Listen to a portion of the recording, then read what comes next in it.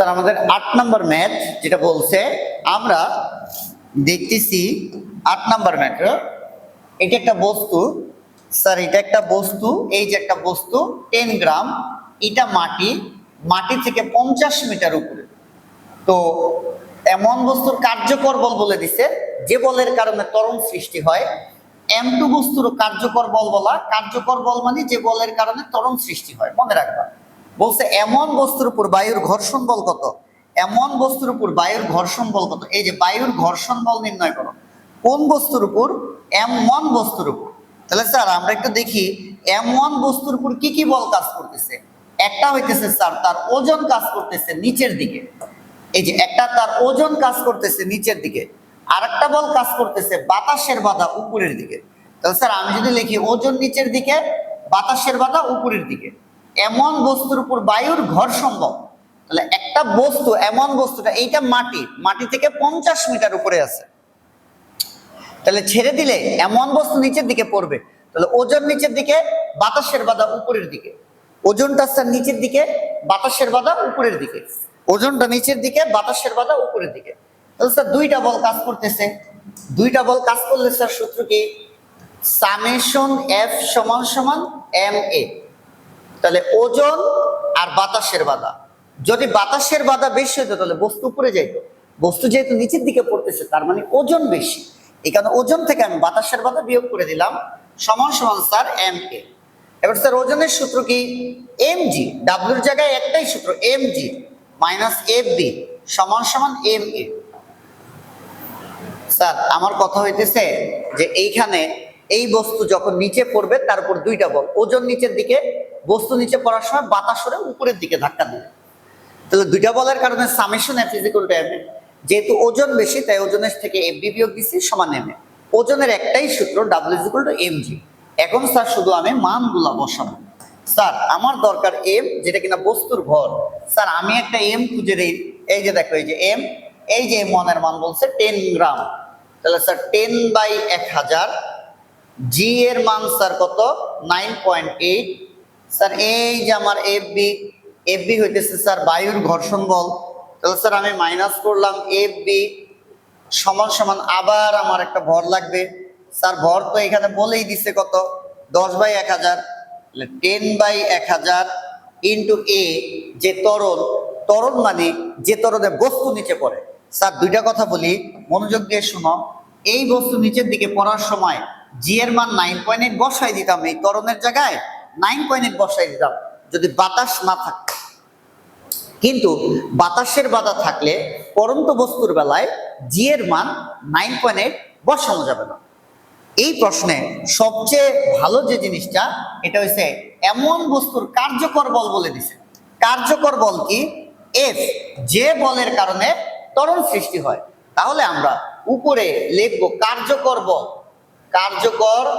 বল এক কথায় বলছি স্যার কার্যকর বল কি যে বলের কারণে ত্বরণ সৃষ্টি হয় থিওরি ক্লাস ভালো করে দেখতে হবে তাহলে কার্যকর বল F equal to ma a সমান সমান F ডিভাইডেড বাই m অর্থাৎ যে ত্বরণে বস্তু নিচে পড়বে কখন যখন বাতাসের বাধা থাকবে f এর মান কত স্যার এই f ই কিন্তু কার্যকর বল স্যার এখানে f এর পরিচয় কি f এর পরিচয় কি কার্যকর বল তাহলে স্যার কার্যকর বল কত এই যে কার্যকর বল কত 0.078 m তো স্যার আমার ভর কত 10 গ্রাম তাহলে 10 ডিভাইডেড বাই কত 1000 তাহলে স্যার এখান থেকে আমার ত্বরণের মান চলে আসবে তো স্যার এখান থেকে আমার যে মানটা আসবে সেটা ত্বরণ 0.078 ভাগ 10 ভাগ 1000 স্যার এটা আসে 7.8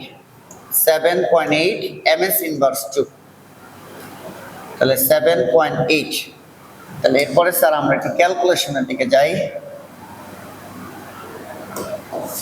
এটুক হয় 10 ভাগ 1000 ইন্টু 9.8 এটা হয় স্যার 0.098 সমান সমান মাইনাস স্যার সরি এই যে মাইনাস fb আরেকটা লাইন করি মাইনাস fb সমান সমান এই পাশে কত 10/1000 ইন্টু 7.8 এটা হয় 0.078 0.098 0.078 সমান সমান FB।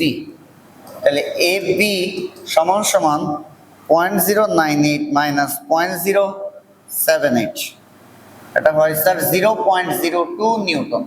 তাহলে আমার গ হয়ে গেছে। এবার আমরা করব ঘ। ঘতে বলছে কোন বস্তুটি আগে ভূমিতে পৌঁছবে। তাহলে M1 বস্তুর ক্ষেত্রে ফার্স্টে M1 বস্তুর ক্ষেত্রে বের করি। বস্তুর ক্ষেত্রে স্যার এখানে দুইটা বস্তু, একটা M1 আর একটা M2। তাহলে কোন বস্তুটি আগে ভূমিতে পৌঁছবে আমরা সময় বের করব। যার সময় কম লাগবে সে আগে ভূমিতে পড়বে। তাহলে পড়ন্ত বস্তুর বেলায় এমন বস্তুর জন্য আমরা কোন সূত্র দিয়ে টি এর মান বের করতে পারি? H = UT plus half GT square. তাহলে স্যার আমার এখান থেকে H লাগবে, এখান থেকে H লাগবে। H কি? উচ্চতাটা কত? উচ্চতাটা হচ্ছে 50 মিটার। স্যার আমার একটা H লাগবে। H-টা কত মিটার? 50 মিটার। আমার একটা H লাগবে। H-টা কত মিটার? 50 মিটার। আদিবেগ 0। আদিবেগ কত? 0 প্লাস হাফ ইন্টু এই যে জি। স্যার এটা নিয়ে আমার একটু কথা আছে। এই জি এর মান হইতেছে AT স্কয়ার। জি বসাইতে পারতাম 9.8, কেন পারবো না? বাতাস আছে। বাতাস না থাকলে আমি জি এর জায়গায় 9.8 বসাইতাম। যেহেতু আমার বাতাস আছে তাই আমি এর মান 9.8 বসাইতে পারবো না। কত বসাবো? আমি এর মানটা বের করছি স্যার। এই যে এর মান যেটা না স্যার আমি বের করছি এর মান। এই যে আমার এর মান 7.8। এই যে আমার এর মান বের করছি 7.8। তাহলে 7.8 ইন্টু টি এর মান আমি বের করব। তাহলে স্যার দেখো 50 2 গুণ 7.8 দিয়ে ভাগ স্কোয়ারটা এসে √ওভার সমান সমান টি। তাহলে টি এর এখানে একটা মান ফাইনালি আমরা পাইলাম 100 ভাগ 7.8 রুট অ্যান্সার। এটা হচ্ছে 3.58 সেকেন্ড। 3.58 সেকেন্ড। তাহলে সেকেন্ড বস্তুটার ক্ষেত্রে আসো। সেকেন্ড বস্তুটার ক্ষেত্রে আসো। সেকেন্ড বস্তু অর্থাৎ M2 বস্তুর ক্ষেত্রে। M2 বস্তুর ক্ষেত্রে স্যার M2 বস্তুর ক্ষেত্রে ওইটাও তো আমার পড়ন্ত বস্তু। তাহলে ওইটার ক্ষেত্রে আমি সময় বের করব সেম সূত্র দিয়ে। H = UT plus half AT square. Sir আমি উচ্চতা সেম হাইটে দেখো এই যে স্যার আমার যে উচ্চতাটা, এই যে দ্বিতীয় বস্তু M2 ভরের বস্তু এটাও কিন্তু স্যার সেম হাইটে আছে যে 50 মিটার। এটাও যতটুকু উচ্চতা এটাও ততটুকু উচ্চতা, কারণ এইটার দিকে তাকাইলেই বুঝবার এই 50 জায়গা। এটাও স্যার কতটুকু উচ্চতে আছে? 50 মিটার উচ্চতে আছে। স্যার কতটুকু উচ্চতে আছে? 50 মিটার উচ্চতে আছে। এই যে দেখো এই যে H এর মান কত? 50 মিটার। দোনোটা বস্তুই স্যার 50 মিটার উপরে আছে। H এর মান 50। দ্বিতীয় বস্তুর আদিবেগ ছেড়ে দেওয়া বস্তু 0 ইন্টু টি প্লাস হাফ। এই বস্তুটা কত ত্বরণের নিচে পড়বে? সবচেয়ে ভালো জিনিস হচ্ছে M2 বস্তুর একটা কার্যকর বল প্রশ্নের মধ্যে দিয়ে দিছে। M2 বস্তুর কার্যকর বল। তাহলে M2 বস্তুর কার্যকর বল বলেই দিছে। কার্যকর বল। কার্যকর বল কি স্যার? যে বলের জন্য ত্বরণ সৃষ্টি হয়। কার্যকর বল কি স্যার? যে বলের জন্য ত্বরণ সৃষ্টি হয়। এই যে F এটাই স্যার আমার এই যে কার্যকর বল। আর এই কার্যকর বলের মান কত? এই যে দিছে দ্বিতীয় বস্তুটার কার্যকর বলের মান 0.039 সমান সমান M ভর। দ্বিতীয় বস্তুর ভর দিছে স্যার কত গ্রাম? 20 গ্রাম। তাহলে 20 ভাগ 1000 ইন্টু এ। তাহলে এখান থেকে আমার ত্বরণের মান চলে আসে স্যার 0.039 ভাগ 20 ভাগ 1000। স্যার এই মানটা আসে 1.95। তাহলে স্যার আমার ত্বরণের মান 1.95। এই যে ত্বরণ, এই যে দেখো এই যে আমার যে ত্বরণ, সেই ত্বরণের মানই কিন্তু স্যার 1.95। তাহলে যে ইন্টু 1.95 ইন্টু টি স্কয়ার। আমি সময় বের করব। তাহলে 50-এর সাথে একটু কিন্তু বাদ, 2 এই পাশে আসলে গুণ, 1.95 এই পাশে আসলে ভাগ, স্কয়ারটা এই পাশে আসলে রুট। এই স্যার আমার টি এর মান হইতেছে 100 ভাগ 1.95 রুট অ্যান্সার। এই মানটা আসে স্যার 7.16 সেকেন্ড। তাহলে কোন বস্তুটার সময় কম লাগছে 3.58 সেকেন্ড, অর্থাৎ এমন বস্তুটা আগে ভূমিতে পৌঁছবে। স্যার এমন বস্তুটা আগে ভূমিতে পৌঁছবে। স্যার কোন বস্তুটা আগে ভূমিতে পৌঁছবে? এমন বস্তুটা আমার আগে ভূমিতে পৌঁছবে। স্যার এমন ভরের যে বস্তুটা আছে এটা আমার আগে ভূমিতে পৌঁছবে।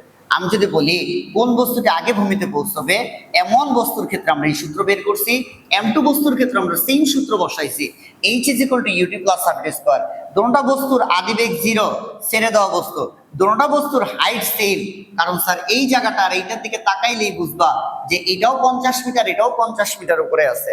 এখন ঝামেলাই হইতেছে দুইটা বস্তুর ক্ষেত্রে ত্বরণ বের করতে হবে। স্যার ওই যে বাতাস না থাকলে এর মান আমরা 9.8 বসাই দিতাম, যেহেতু বাতাস আছে তাই আমরা এর মান 9.8 বসাইতে পারবো না। আমার দেখতে হবে কার্যকর বল দেওয়া আছে কিনা। প্রশ্নটাই দেখো, কার্যকর বল দেওয়া আছে। কার্যকর বল কি? যে বলের জন্য ত্বরণ সৃষ্টি হয়। তাহলে কার্যকর বল F = ma, কার্যকর বল F = ma। এইখান থেকে আমরা ত্বরণের মান বের করে নিয়ে আসবো।